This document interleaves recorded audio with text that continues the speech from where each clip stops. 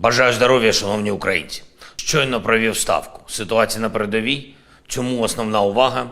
Доповіді командувача оперативних напрямків, главком, ГУР, Міністерства оборони, Мінстратегпром, Міністерства внутрішніх справ. Увага сконцентрована на всіх напрямках, де наші дії потрібні і де ворог може зазнати тих чи інших поразок. Наші оборонні дії, активні дії, наші здобутки на передовій.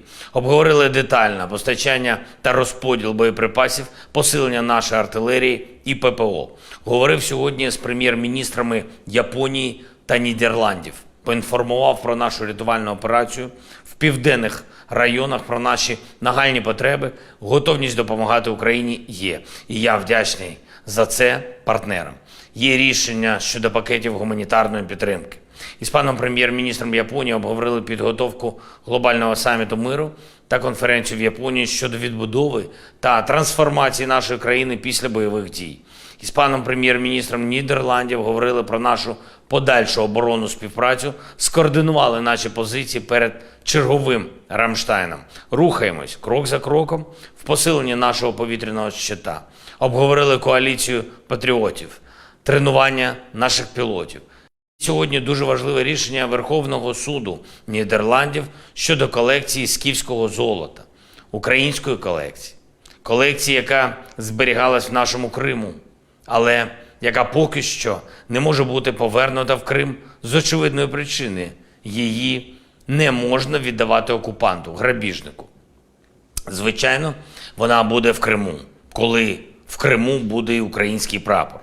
Власне, таку логіку підтвердила і Вища судова інстанція Нідерландів. І це черговий доказ того, що нідерландські люди, що нідерландське суспільство і держава дійсно вміють бути лідерами в захисті верховенства права та цінностей цивілізованості.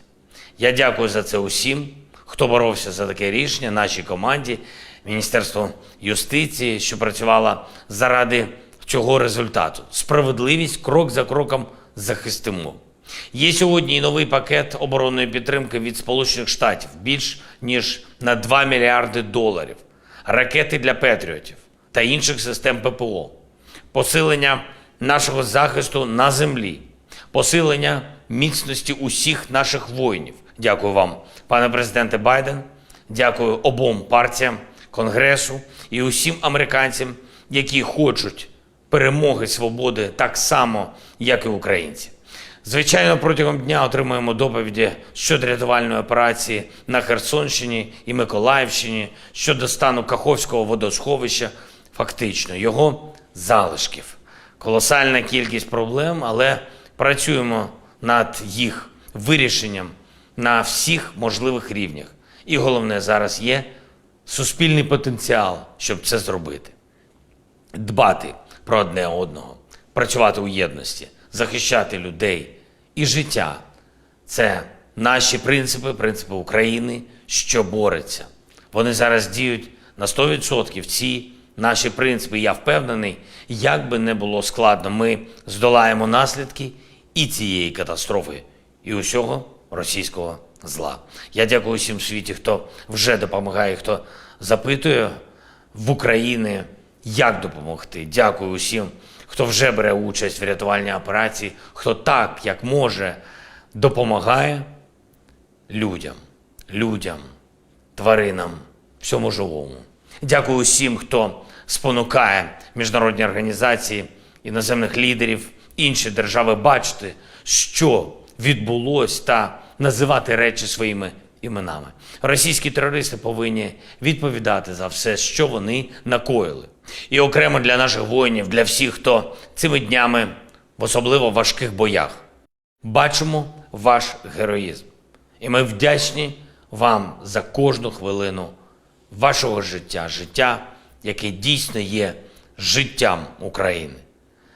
Бо настільки Україна вільна, наскільки ви, наші воїни, сильні, настільки Україна захищена, наскільки ви, наші воїни, результативні. Кожен і кожна, хто б'ється зараз, це Україна, яка б'ється. Дякую вам за це. Слава усім, хто воює і працює заради нашої держави. Слава Україні!